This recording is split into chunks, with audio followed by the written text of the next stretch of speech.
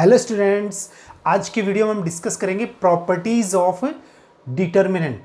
एक डिटर्मिनेंट में हम कौन कौन सी प्रॉपर्टी यूज कर सकते हैं जिससे हम उसको आसानी से सॉल्व कर सकते हैं। वो सारी प्रॉपर्टीज आज हम इस वीडियो में डिस्कस करने वाले हैं। तो सबसे पहले हम बात करते हैं डिटर्मिनेंट की, कि डिटर्मिनेंट अगर हमारे पास 3x3 ऑर्डर का है या 2x2 ऑर्डर का है, उसके ऊपर हम ज़्यादा प्रॉपर्टी यूज करते हैं। देखें, if determinant of a11 a12 a13 a21 a22 a23 a31 a32 और a33। अब ये देखो, ये हमारे पास एक डिटर्मिनेंट है, ठीक है। ऑर्डर क्या है इसका?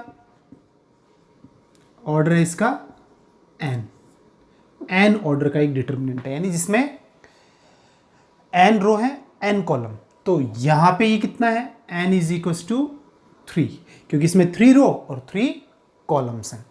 तो ये डिटर्मिनेंट है 3 ऑर्डर का। तो ये क्लियर हो गया अपने पास।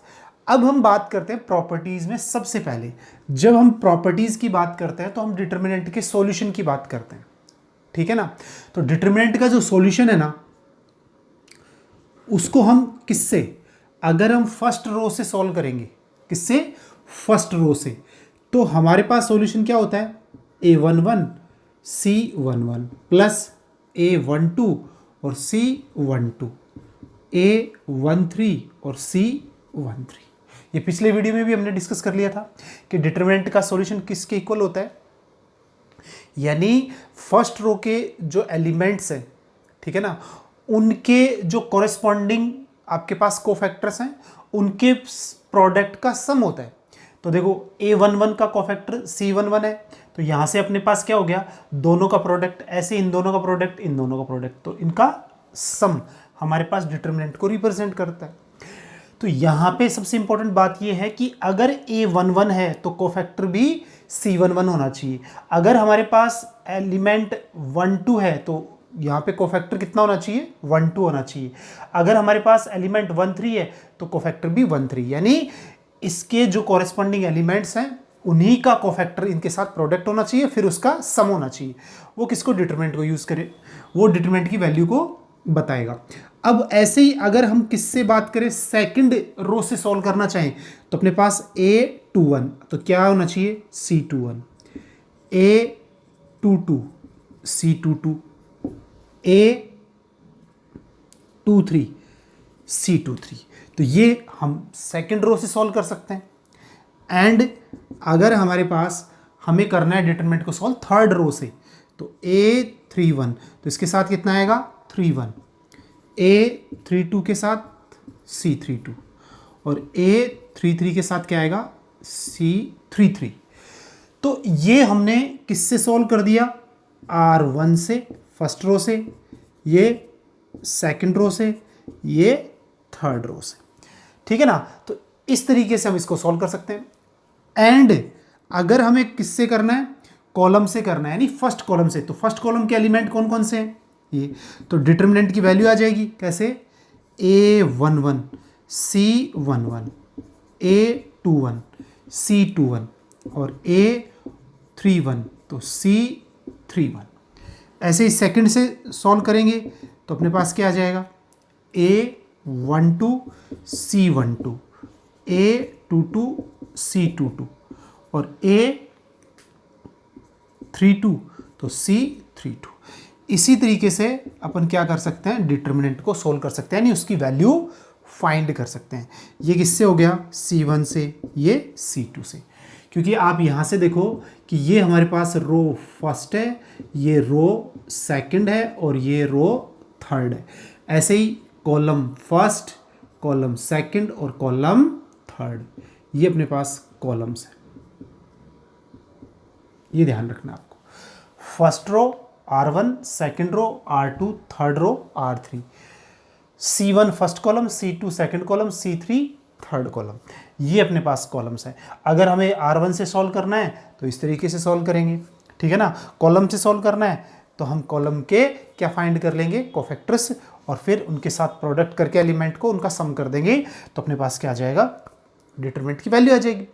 बट अगर अपने पास ऐसा नहीं होता है, ठीक है ना, क्या नहीं होता है, अगर हमारे पास हम सॉल्व करने जा रहे हैं रो फर्स्ट से और A11 के साथ अगर अपन ने क्या ले लिया, सेकंड रो के कोफैक्टर ले लिए, ठीक है ना, C22 और CA13, तो C23, तो डिटरमिनेंट की वैल्यू क्या आएगी, 0 आएगी। अगर हमने क्या ले लिया, यहां पे जो फर्स्ट प्रॉपर्टी की बात कर रहे हैं, डिटरमिनेंट की वैल्यू की बात कर रहे हैं अपन, अगर हमने क्या ले लिया, यहां पे फर्स्ट रो के एलिमेंट के साथ हमने सेकंड रो के कोफैक्टर्स का प्रोडक्ट करके सम किया है तो डिटरमिनेंट की वैल्यू क्या आएगी, 0 आएगी। तो फर्स्ट कॉन्सेप्ट आपका क्लियर हो गया, यानी प्रॉपर्टी में फर्स्ट जो इंपॉर्टेंट फैक्ट है वो हमारे पास क्या है कि अगर हम फर्स्ट रो के एलिमेंट ले रहे हैं, अगर फर्स्ट ही रो के कोरेस्पॉन्डिंग कोफैक्टर्स का प्रोडक्ट करके एलिमेंट के साथ उसका सम कर देंगे तो डिटरमिनेंट की वैल्यू को शो करेगा। अगर सेकंड रो के कोफैक्टर फर्स्ट रो के एलिमेंट के साथ यूज कर लिए तो डिटरमिनेंट की वैल्यू कितनी मिलेगी, 0 मिलेगी। अब अपन यहां पे बात करते हैं कि अगर ऐसा होता है तो वास्तव में 0 होता है क्या, ठीक है ना। तो यहां से एग्जांपल ले रहे हैं अपन, डिटरमिनेंट अपने पास 1 2 3 0 1 4 2 1 1, ये डिटरमिनेंट है अपने पास, ठीक है। अब सबसे पहले बात करते हैं नहीं फर्स्ट रो से, तो फर्स्ट रो के एलिमेंट क्या है, A11 1 है, A12 अपने पास कितना है, 2 है, A13 अपने पास कितना है, 3। बट अब हम कोफैक्टर किसके फाइंड करेंगे, सेकंड रो के फाइंड करेंगे, यानी इसके फाइंड करेंगे। तो इसके कॉलम को और इसकी रो को छोड़ने से एलिमेंट की वैल्यू कितनी होगी, बोलो, 2 1 जा 2 -3, यानी माइनस के 1। बट यहाँ पे कोफैक्टर में क्या आता है, इन 4 एलिमेंट्स में हमारे पास क्या आता है, माइनस आता है, ठीक है ना। तो ये 2 -3 -1, तो ये प्लस का 1 आएगा। फिर अपन बात करेंगे C22 की, तो जब C22 की जब अपन बात करेंगे तो हमारे पास ये C22 है, इसके कॉलम को और इसकी रो को छोड़ देंगे तो 1 -6 -5। अब C23 की बात करते हैं तो अपने पास कितना आ गया, इसके कॉलम को इसकी रो को छोड़ देंगे तो 1 -4 -3, लेकिन यहाँ पे कितना आएगा, प्लस का 3। देयरफॉर अब हम A11 A21 A12 C22 A13 और C23 की बात करेंगे तो यहाँ से ये 1 × 1 प्लस 2 × -5 और 3 × 3। अब अपन इसको सॉल्व कर लेते हैं तो अपने पास कितना आ गया, 1 -10 + 9, तो यहाँ से वैल्यू कितनी हो गई, 10 - 10, देयरफॉर 0। तो यहाँ से क्लियर हो गया कि अगर हम रो फर्स्ट के तो एलिमेंट्स ले रहे हैं लेकिन कोफैक्टर किसके ले रहे हैं, अपने यहाँ पे किसके ले रहे हैं, सेकंड रो के, तो यहाँ पे डिटरमिनेंट की वैल्यू कितनी आएगी, 0 आएगी। तो इस तरीके से बता सकते हैं कि ये फैक्ट अपने पास क्या है, ठीक है। अब अपन आगे बढ़ते हैं। अब हमारे पास जो डिटरमिनेंट आता है वो अपने पास आता किससे है, स्क्वायर मैट्रिक्स से आता है। अब यहां से आप देखो, इफ A = एक मैट्रिक्स है A B C या A1 B1 C1 A2 B2 C2 A3 B3 और C3, ये अपने पास क्या है, मैट्रिक्स है 3 × 3 ऑर्डर का। अब कंडीशन क्या है, हम इसका क्या करेंगे, ट्रांसपोज करेंगे, एंड हमने इसका क्या कर दिया, ट्रांसपोज कर दिया, तो रो को कॉलम में चेंज कर दिया, B1 और C1 A2 B2 और C2 A3 B3 और C3 हो गए। तो नाउ अब हम जो डिटरमिनेंट की वैल्यू फाइंड करेंगे, किसकी, डिटरमिनेंट ऑफ A की वैल्यू, ठीक है ना। और ये डिटरमिनेंट हो गया A1 B1 और C1 A2 B2 और C2 A3 B3 और C3 एंड डिटर्मिनेंट की जो अपने पास वैल्यू है ट्रांसपोज की A1 B1 C1 A2 B2 C2 A3 B3 और C3 ये दोनों डिटर्मिनेंट बन गए। तो देयरफॉर जो A के ट्रांसपोज का जो डिटर्मिनेंट है वो डिटर्मिनेंट की वैल्यू के इक्वल ही होता है। यानी हमारा कॉन्सेप्ट क्या है, अगर हम रो और कॉलम को इंटरचेंज कर दें डिटर्मिनेंट के अंदर, ठीक है ना, सभी को, ठीक है ना, तो हमारे पास ट्रांसपोज होने पे डिटरमिनेंट की वैल्यू पे कोई फर्क नहीं पड़ता है। तो सेकंड प्रॉपर्टी हमारी ये है कि हम कंप्लीटली क्या कर देंगे, चेंज कर देंगे किसको, डिटरमिनेंट के रो और कॉलम को इंटरचेंज कर देंगे। तो ट्रांसपोज का जो डिटरमिनेंट है वो किसके इक्वल होगा, डिटरमिनेंट ऑफ ए की वैल्यू के इक्वल ही होगा। इसके लिए अपन एक एग्जांपल ले लेते हैं। देखो हम एक डिटरमिनेंट ले रहे हैं, ठीक है।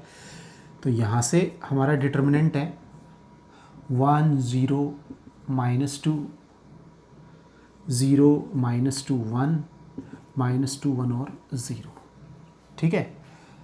एंड अब हम इसका क्या कर लेंगे, ट्रांसपोज कर लेंगे, ठीक है। इसका क्या कर लेंगे, ट्रांसपोज करने पे इसका डिटरमिनेंट लेंगे अपन इसके एलिमेंट्स का।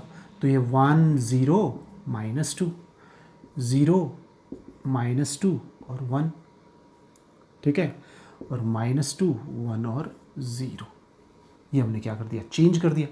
तो डिटरमिनेंट ऑफ ए की वैल्यू क्या लेंगे, 1 0 -1, ये कैसा हो गया 0, तो ये 0 + 2 और -2, यहाँ से वैल्यू कितनी आ गई इसकी 1 -4। तो यहाँ से आप देख रहे हैं डिटरमिनेंट ऑफ ए की वैल्यू -1, ये -2 और प्लस के 6, सॉरी प्लस के 8।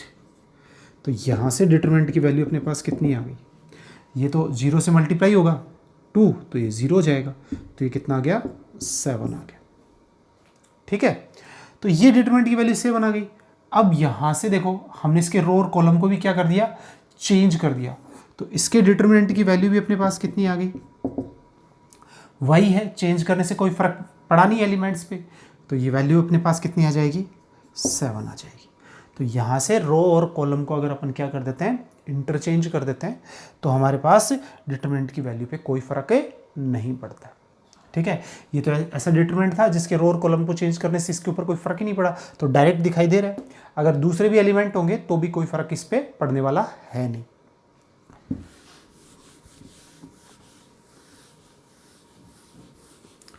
अब अपन बात करते हैं थर्ड प्रॉपर्टी, ठीक है। अब थर्ड प्रॉपर्टी में क्या है, इफ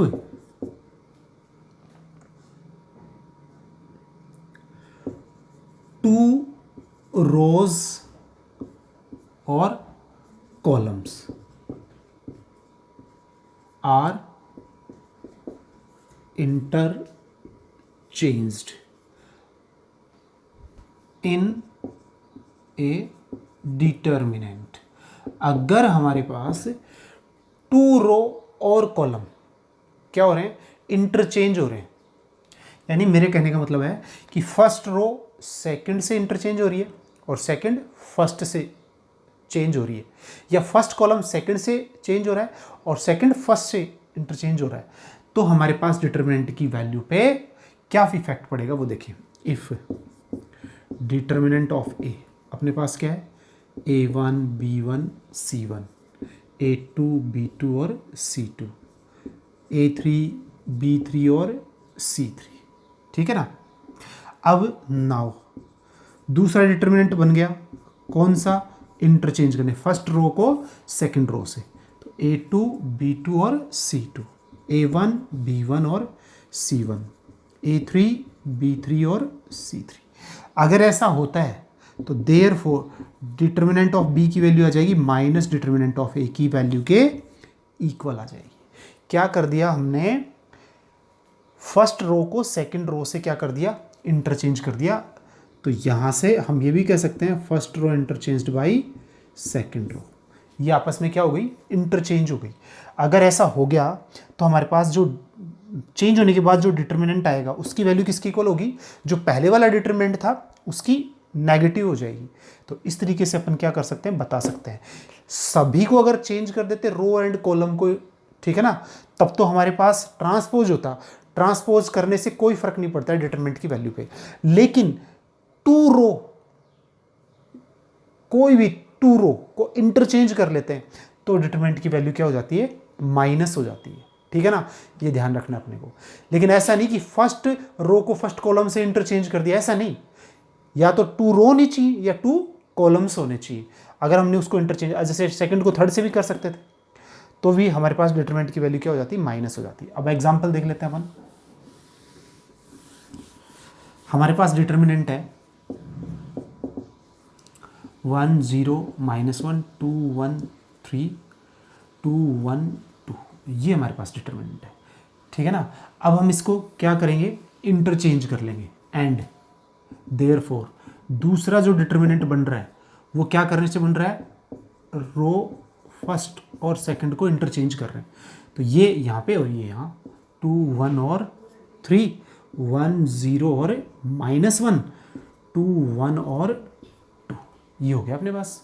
अब देखो इसकी वैल्यू निकालते हैं अपन डिटरमिनेंट की। तो 1 इसके रो और इसके कॉलम को छोड़ दिया, 2 -3, तो 2 -3 ये 0 हो गया। यहाँ पे 4 -6 और इसके लिए सोल्व करेंगे तो -1, तो यहाँ से 2 -2, तो हमारे पास जो डिटरमिनेंट की वैल्यू है वो अपने पास कितनी निकल के आ गई, -1, ये हो गया 0 और ये भी 0, क्योंकि 2 -2 0। तो डिटरमिनेंट ऑफ ए कितना हो गया, -1 हो गया। अब देखो, अब इसी डिटरमिनेंट को हमने क्या कर दिया, चेंज कर दिया, रो को, टू रोज को। तो अब डिटरमिनेंट की वैल्यू पे क्या फ़र्क पड़ गया, 2 इसके रो और कॉलम को छोड़ देंगे, डिलीट कर देंगे, तो ये माइनस माइनस +1, फिर कितना है -1, तो ये 2 + 2 और ये +3, तो यहाँ से 1 -0, तो यहाँ डिटर्मिनेंट ऑफ बी ये कितना हो गया 2, ये -4 और ये 3। तो अब आप देख रहे हैं डिटर्मिनेंट ऑफ बी की वैल्यू 5 -4, तो डिटर्मिनेंट ऑफ बी कितना हो गया 1 हो गया यहाँ पे, और ये कैसा था माइनस का, तो therefore determinant of B is equals to minus of determinant of A, यानी इसका माइनस कर देंगे तो इसकी वैल्यू अपने पास आ जाएगी। तो ये हमारे पास थर्ड प्रॉपर्टी है, कंटिन्यू टू रो या टू कॉलम को आप क्या कर देते हो, इंटरचेंज कर देते हो। तो जो फर्स्ट वाला डिटर्मिनेंट है उसकी वैल्यू के इक्वल ही होता है, लेकिन नेगेटिव हो जाती है इंटरचेंज किए हुए डिटर्मिनेंट की वैल्यू, ठीक है। अब हम आगे बढ़ रहे हैं।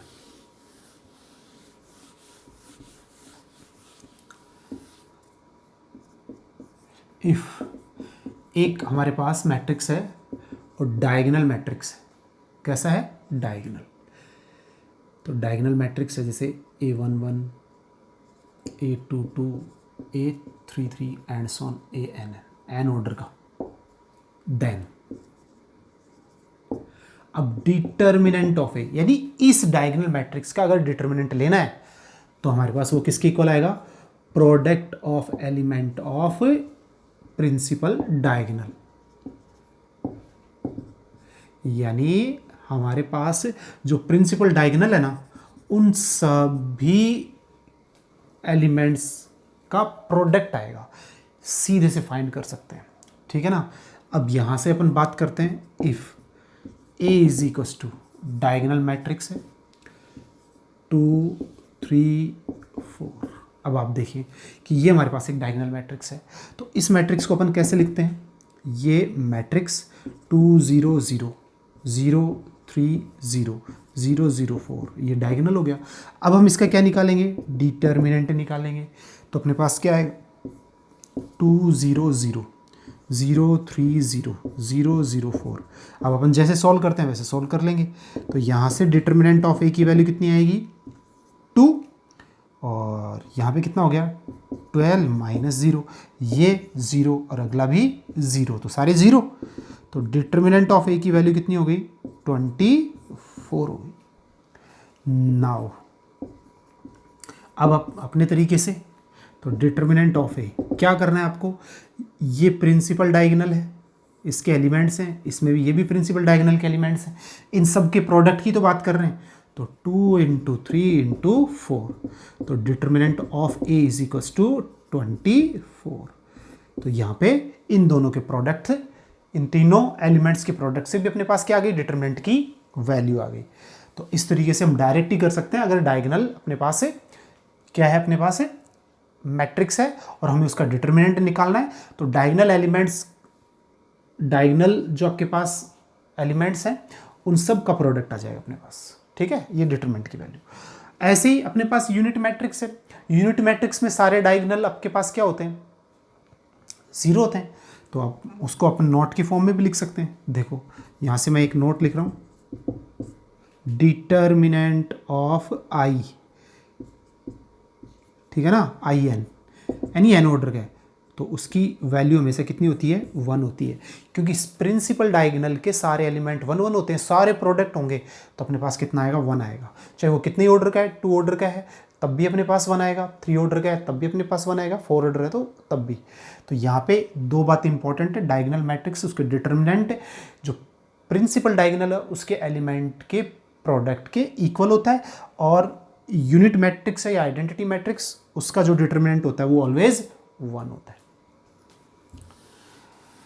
अब नेक्स्ट प्रॉपर्टी पे चलते हैं, 5th पे।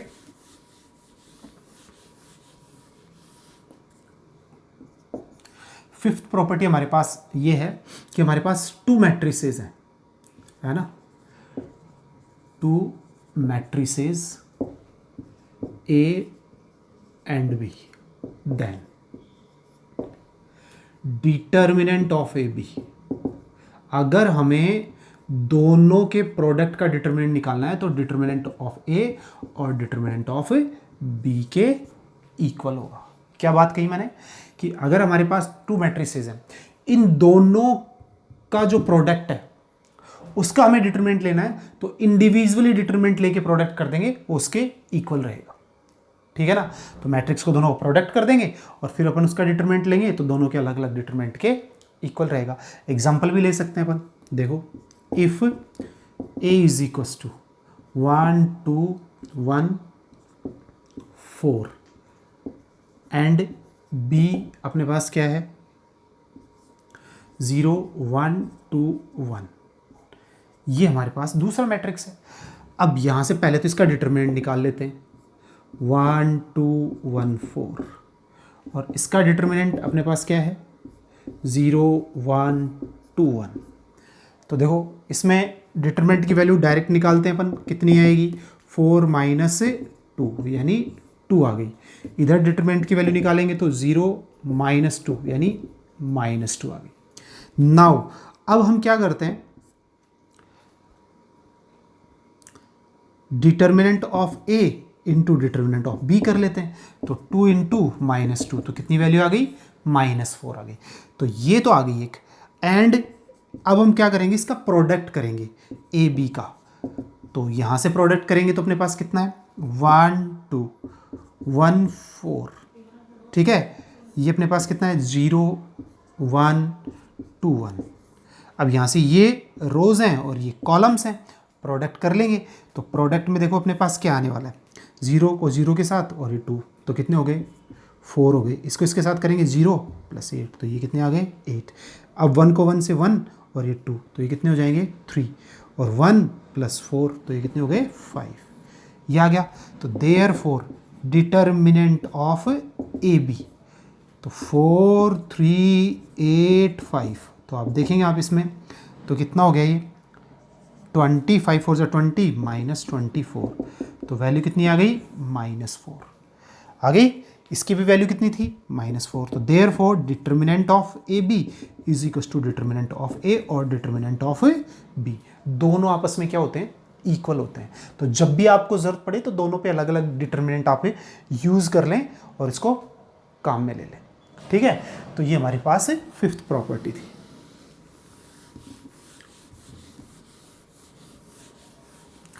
अब देखिए आप इसमें 6th में, इफ अपने पास क्या है एटलीस्ट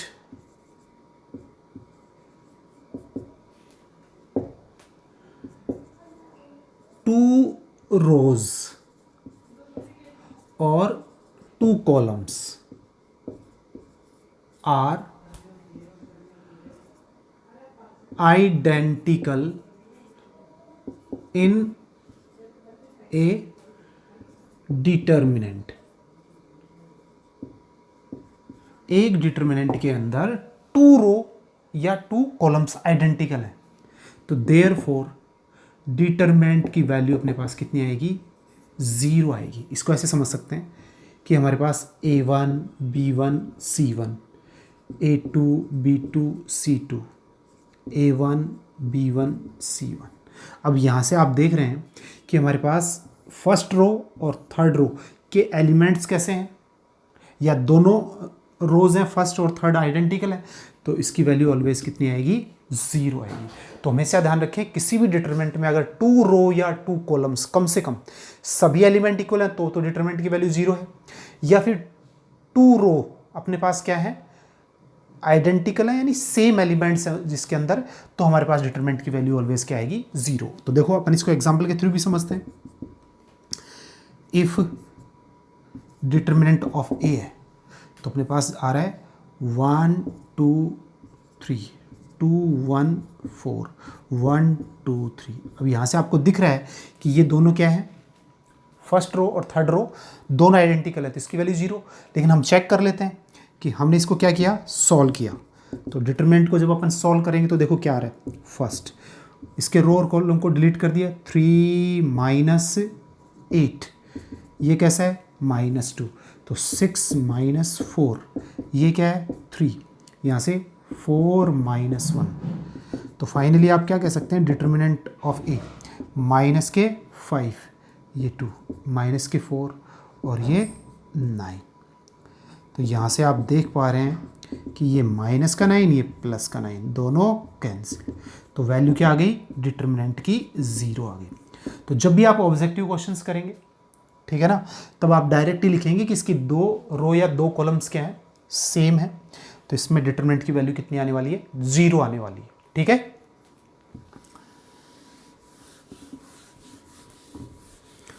अब आते हैं अपन 7th प्रॉपर्टी में। इफ अपने पास क्या है,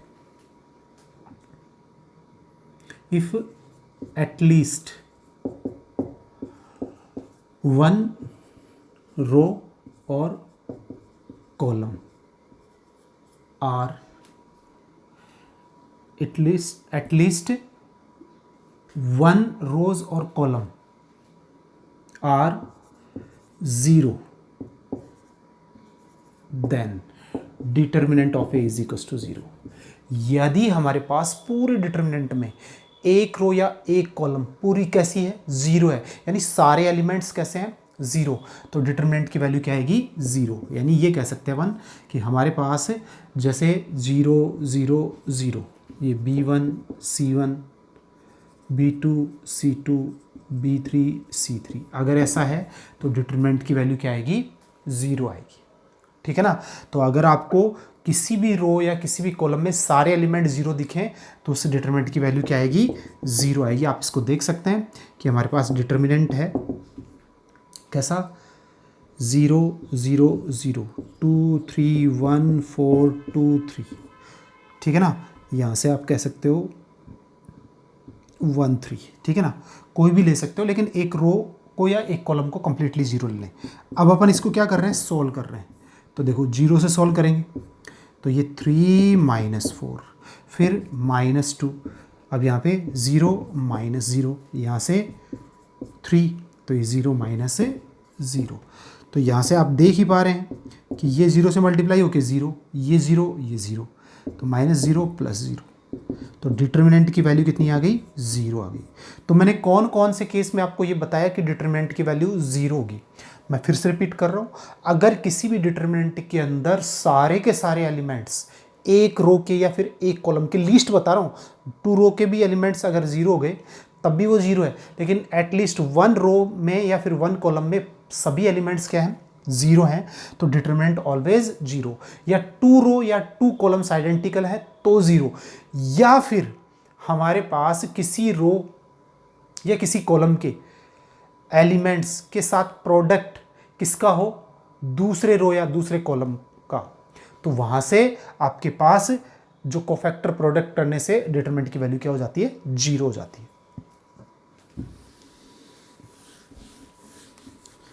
अब देखो नेक्स्ट प्रॉपर्टी पे आगे बढ़ रहे हैं। देखिए आप, इफ ए अपने पास है A1 B1 और C1, A2 B2 C2, A3 B3 और C3, ठीक है ना, एंड B अपने पास है A1 B1 C1, K A2 K B2 K C2, A3 B3 और C3, एक दो मैट्रिक्स अपने पास। अगर हमारे पास टू मैट्रिक्स हैं और देयरफॉर डिटर्मिनेंट ऑफ ए क्या है, A1 B1 C1, A2 B2 C2, A3 B3 और C3। अब ध्यान दें आप यहाँ पे कि डिटर्मिनेंट ऑफ ए बन गया इसका, और डिटर्मिनेंट ऑफ बी इसका भी बन जाएगा। क्या बनेगा, A1 B1 C1, K A2 K B2 K C2, A3 B3 और C3। अब देखो अगर आप ये देख पा रहे हैं कि फर्स्ट रो के एलिमेंट क्या है, यही है, सेम है।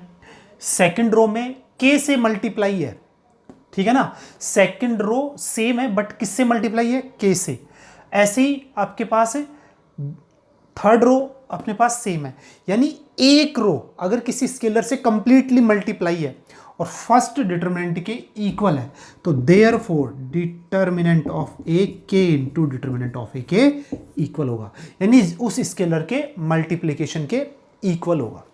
ठीक है, अब दूसरी बात मैं आपको ये और बता देता हूं, अगर आपके पास इसी के अंदर ध्यान दें कि आप इसको जब सोल्व करेंगे डिटर्मिनेंट को तो आप आसानी से क्या कर लें, अगर एक रो के अंदर कोई स्केलर कंप्लीटली मल्टीप्लाई है तो आप उसको बाहर ले सकते हैं एक रो के अंदर, लेकिन मैट्रिक्स के अंदर ऐसा नहीं कर सकते अपन।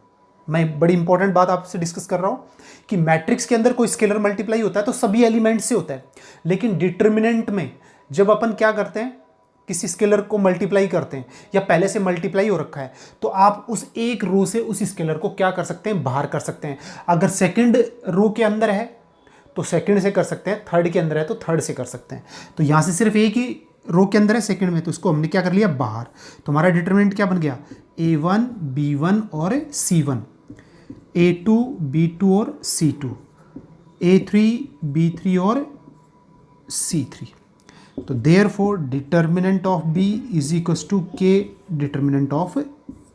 तो इस तरीके से K आ जाएगा बाहर। ठीक है, तो इस तरीके से अपन इसको यूज कर सकते हैं। अब वही कंडीशन है कि अगर हमारे पास नेक्स्ट देखो नाइन्थ के अंदर ये हमारे पास A है, ठीक है, अब यहां से हमें क्या करना है, नाउ के ए हमारे पास आ जाए, तो के ए होने का मतलब है ये मैट्रिक्स से तो सारे सबसे मल्टीप्लाई हो जाएगा, तो क्या हो जाएगा अपने पास, सब में के मल्टीप्लाई हो जाएगा।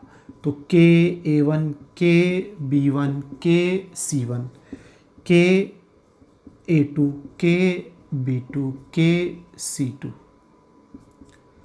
के A3 के B3 के C3, ये आ जाएगा। अब देयरफॉर हमारे पास डिटर्मिनेंट ऑफ, यहां से लिख लेते हैं, डिटर्मिनेंट ऑफ ए, ये डिटर्मिनेंट बन गया, A1 B1 C1 A2 B2 C2 A3 B3 और C3। ठीक है, और इसमें अपने पास डिटर्मिनेंट ऑफ के ए, तो के A1 के B1 के C1 के A2 के B2 के C2 के A3 के B3 के C3। अब आप देखिए, अभी मैंने पहले वाली जो प्रॉपर्टी बताई है उसमें एक ही रो में मल्टीप्लाई था, चाहे तो आप इसको फर्स्ट रो में देख लें, सेकंड में देख लें, थर्ड में देख लें, या फिर कॉलम वाइज फर्स्ट कॉलम में भी किए हैं, सेकंड में भी, थर्ड में भी। तो तीनों से क्या ले सकते हैं अपन, कॉमन ले सकते हैं। तो के ए, तो कितना जाएगा, के पहले से आ गया फर्स्ट कॉलम से, सेकंड से भी क्या आ गया, फिर क्या आ गया, और ये फिर क्या आ गया। तो अपने पास क्या हो गया, A1 B1 C1, A2 B2 और C2, A3 B3 और C3। तो फाइनली अपन क्या कह सकते हैं, के ए का जो डिटर्मिनेंट है वो के क्यूब ऑफ डिटर्मिनेंट ऑफ ए के इक्वल आएगा। यानी हम क्या कहना चाह रहे हैं कि अगर के से कोई मैट्रिक्स मल्टीप्लाई है, कंप्लीट एक स्केलर सब में मल्टीप्लाई है, तो जितना ऑर्डर है उस डिटरमिनेंट का, उसकी पावर लग जाएगी किसके ऊपर, उस स्केलर के ऊपर, और किसकी वैल्यू के इक्वल आएगा, इस डिटरमिनेंट की वैल्यू के इक्वल आएगा। ठीक है, अब हम इसको क्या बना सकते हैं, देखो आप यहां से, अगर हमारे पास ऑर्डर कितना है, अब ये कंप्लीट हो गया। अब अगर हमारे पास ऑर्डर n है, ठीक है ना, if 10th, if order of matrix A is n, यानी n into n, then determinant of K A किसके इक्वल हो जाएगा, k की power n determinant of a के इक्वल हो जाएगा। n क्या है, नेचुरल नंबर, क्योंकि ऑर्डर 1 इंटू 1, 2 इंटू 2, 3 इंटू 3 ऐसे ही हो सकता है, तो ये नेचुरल नंबर है। तो यहाँ पे अगर ये मैट्रिक्स कितने ऑर्डर का होता, 3 का, तो k टू पावर 3 आ जाता। अगर ये 2 ऑर्डर का होता तो k टू दी पावर 2 आ जाती, और डिटर्मिनेंट की वैल्यू के साथ प्रोडक्ट हो जाता अपने पास। तो ये हमें ध्यान रखना है, ठीक है ना। अब जैसे एक एग्जांपल ले लेते हैं, जैसे अपने पास एक डिटर्मिनेंट है, इसमें आपके पास है 1 2 1 3 1 4 2 0 2, ये डिटर्मिनेंट है। एंड हमारे पास दूसरा डिटर्मिनेंट है b, ठीक है। तो यहाँ पे 1 2 1 6 2 8 और ये 2 0 2। अब आप इस डिटरमिनेंट में देखिए, देखो फर्स्ट रो के सेम है, थर्ड के सेम है। अब ये इसके अंदर मल्टीप्लाई है, ठीक है, क्या 2, तो 2 इसमें से बाहर आ जाएगा, तो डिटर्मिनेंट ऑफ 2, तो ये 2 तो क्या आ गया बाहर, 1 2 1, तो ये 3 1 और 4 2 0 2 हो गया कि नहीं हो गया। तो अब हम इसको क्या लिख सकते हैं, determinant of v 2 into determinant of a। Okay, ये आ गया आपके पास। अगर ये सारे एलिमेंट मल्टीप्लाई होते किससे, 2 से, तो 2 की पावर कितना आ जाता, 3 आ जाता, ठीक है ना।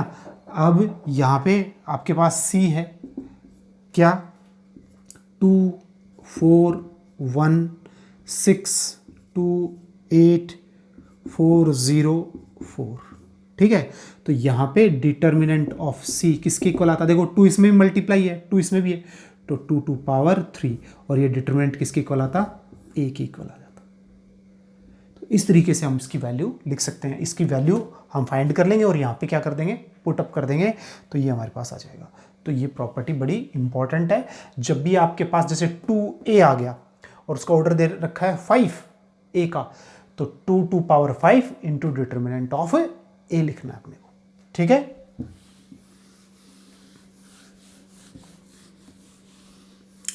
अब यहां पे नेक्स्ट प्रॉपर्टी पे चल रहे हैं अपन। नेक्स्ट प्रॉपर्टी बड़ी इंपॉर्टेंट प्रॉपर्टी है अपनी, कि इफ एक डिटर्मिनेंट अपने पास, ठीक है, और वो है क्या, उस पर देखना आप, ये a1 plus alpha, b1 plus beta और c1 plus gamma, a2 a3 b2 b3 c2 c3। यानी हमारे पास एक रो के अंदर या एक कॉलम के अंदर 2 एलिमेंट का समय, बाकी 2 रोज सेम है या 2 रोज सेम है या 2 कॉलम से सेम है, तो हम उसको 2 डिटर्मिनेंट के सम में लिख सकते हैं। कैसे लिख सकते हैं, देखो डिटर्मिनेंट ऑफ ए, देखो फर्स्ट एलिमेंट है तो फर्स्ट डिटर्मिनेंट बना लें a1 a2 a3, इसमें first b1 b2 B3, C1 C2 C3। ठीक है, अब सेकंड डिटर्मिनेंट क्या आएगा, प्लस है बीच में तो प्लस, माइनस होता तो माइनस। तो यहाँ पे ये तो एलिमेंट ले लिया और ये दोनों रो सेम है, तो अब क्या हो जाएगा, अल्फा A2 और A3, बीटा B2 और B3, गामा C2 और C3।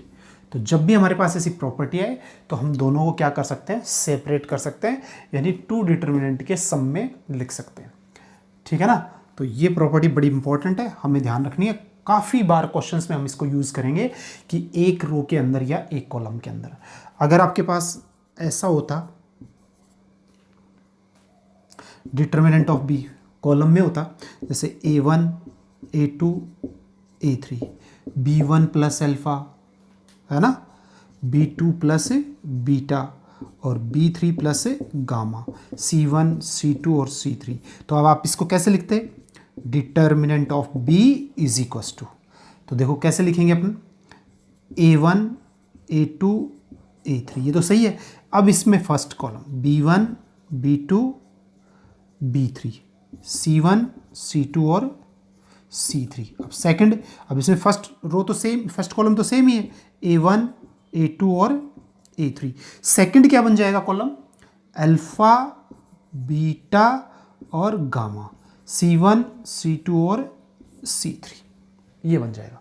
तो टू डिटर्मिनेंट के सम की फॉर्म में अपन इसको लिख सकते हैं। तो ये ध्यान रखना, जब भी ऐसा आएगा तो हम इसको दो डिटर्मिनेंट के सम में लिख सकते हैं, 3 होंगे तो 3 के सम में भी अपन इसको लिख सकते हैं। अब हम इसकी लास्ट प्रॉपर्टी पे बढ़ रहे हैं, है ना, 12th प्रॉपर्टी। 12th प्रॉपर्टी अपने को क्या बोल रही है, इफ हमारे पास एक डिटर्मिनेंट है, क्या, A1 B1 C1, A2 B2 C2, A3 B3 और C3। अब यहां से आप जानते हो ये तो रो क्या है, R1 R2 R3, ये कॉलम है C1 C2 और C3, यानी ये कॉलम्स है, first column second column third column. ठीक है ना, ये आप लोगों को ध्यान देना है। अब यहां से एक बड़ी इंपॉर्टेंट प्रॉपर्टी है, क्योंकि जब डिटरमिनेंट को अपन सॉल्व करते हैं ना प्रॉपर्टीज के थ्रू, तो बड़ा आसान हो जाता है। ठीक है, तो क्या ध्यान रखना है अपने को कि जब भी आपके पास क्या हो कि डिटरमिनेंट गिवन हो, ठीक है, और आप किसी रो को, फर्स्ट रो है और उसको सेकंड से किसी स्केलर से मल्टीप्लाई करके उसमें ऐड करना चाह रहे हो, तो उस डिटरमिनेंट की वैल्यू पे कोई फर्क नहीं पड़ता है। देखे कैसे, देखो हमने क्या ले लिया, हम R1 में क्या करना चाह रहे हैं, R1 प्लस KR2। देखो ये ऑपरेशंस हैं कि हम R1 को चेंज करना चाह रहे हैं, कैसे, R1 में ऐड करना चाह रहे हैं R2 को K से मल्टीप्लाई करके। ठीक है, तो हमारे पास जो डिटरमिनेंट बन गया वो क्या बन गया, देखें अब आप, यानी सिर्फ R1 चेंज हो रही है, यहां से क्या समझेंगे कि R1 कन्वर्ट हो रही है R1 प्लस KR2 में। तो ये तो R1 है, इसको K से मल्टीप्लाई कर दें तो KR2, तो क्या हो गया, तो A1 प्लस KA2, ये क्या हो गया, B1 प्लस KB2 और C1 प्लस KB2, यानी ये प्रॉपर्टीज में यूज हो गई और बाकी किसी में चेंज करना नहीं है। ठीक है, आप नेक्स्ट में भी लगा सकते हैं। ठीक है ना, ये तो यहां पे अगर आपके पास ऐसा कुछ है या फिर ऐसा आपको करना है, तो डिटर्मिनेंट की वैल्यू, यानी ये जो डिटर्मिनेंट है ना, यानी इसको मैं, दूसरा डिटर्मिनेंट चेंज हो गया, तो ये डिटर्मिनेंट किसके इक्वल आएगा, डिटर्मिनेंट ऑफ ए की वैल्यू के इक्वल ही आएगा। क्या बताया मैंने कि अगर हम किसी भी दूसरी रो को या दूसरे कॉलम को किसी स्केलर से मल्टीप्लाई करके, जैसे 2 से 3 से फर्स्ट में ऐड कर लें या थर्ड में ऐड कर लें या सेकंड में ऐड कर लें, तो कोई फर्क नहीं पड़ेगा, वो डिटरमिनेंट की वैल्यू के इक्वल ही होगा। ठीक है ना, तो यहां से हम इसको इस तरीके से यूज कर सकते हैं। अब ये काम अपन इसमें भी कर सकते थे, क्या कर सकते थे, R2 टेंस टू, यहां पे क्या लेना है R2, ठीक है, और यहां से प्लस के R3, तो इसमें क्या होता, हम R1 को तो चेंज कर ही नहीं रहे, R2 को चेंज कर रहे हैं, R2 में ऐड कर देते R3 को ये करके, तो यहां से क्या हो जाता A2 प्लस के A3, ठीक है ना, B2 प्लस के B3, C2 प्लस के C3। तो इस तरीके से ऐसा अगर हमने कर दिया तो डिटरमिनेंट की वैल्यू पे कोई फर्क नहीं पड़ेगा। देख लेते हैं अपन कैसे कि नहीं पड़ेगा। हमें ज़रूरत पड़ेगी क्वेश्चंस में, जब अगले वीडियो में हम क्वेश्चंस करेंगे तो इसमें हमें ज़रूरत पड़ने वाली है। तो देखो एग्जाम्पल ले रहे हैं अपन कि हमारा डिटरमिनेंट है 1 2 0 3 1 2 1 1 4, ये है। नाउ अब हम क्या प्रॉपर्टी यूज़ करना चाह रहे हैं यहाँ पे, देखो हम प्रॉपर्टी यूज़ करना चाह रहे हैं कि R2 टेंस टू, R2 को कन्वर्ट करना चाह रहे हैं R2 प्लस 2R3, यानी हम R2 को कन्वर्ट करना चाह रहे हैं R2 प्लस 2R3 में। तो डिटरमिनेंट बदल गया, दूसरा डिटरमिनेंट तो बनेगा। तो यहाँ से अब आप देखेंगे कि हमारे पास इसकी वैल्यू, देखो इसको तो चेंज कर ही नहीं रहे हैं अपन। R2 में पहले तो R3 को 2 से मल्टीप्लाई करेंगे तो ये 2 हो गया, ये 2 हो गया और ये 8 हो गया। अब इसमें ऐड कर देंगे, ठीक है ना, R2 में तो कितना हो गया 5, ये कितना हो गया 3, ये कितना हो गया 10, और 2 2 सॉरी 1 1 और 4, ये आ गया आपके पास। ये अपन ने ऑपरेशन यूज़ कर लिया। अब अपन इस डिटरमिनेंट को सोल्व करते हैं। कितना आ रहा है 1, ये कितना हो जाएगा 12 माइनस 10, ये माइनस के 2, तो कितने हो जाएंगे अपने पास 20 माइनस 10, और लास्ट 0, और ये 5 माइनस 3। तो आप डिटरमिनेंट की वैल्यू देखिए आपके पास कितनी आएगी, माइनस के प्लस के 2, ये कितने बच गए 10, तो माइनस के 20, और ये कितने हो गए 0, क्योंकि 2 बचेगा, 2 0 से मल्टीप्लाई करने से 0। तो डिटरमिनेंट ऑफ बी की वैल्यू कितनी आ गई माइनस के 18 आ गई प्रॉपर्टी यूज़ करने के बाद।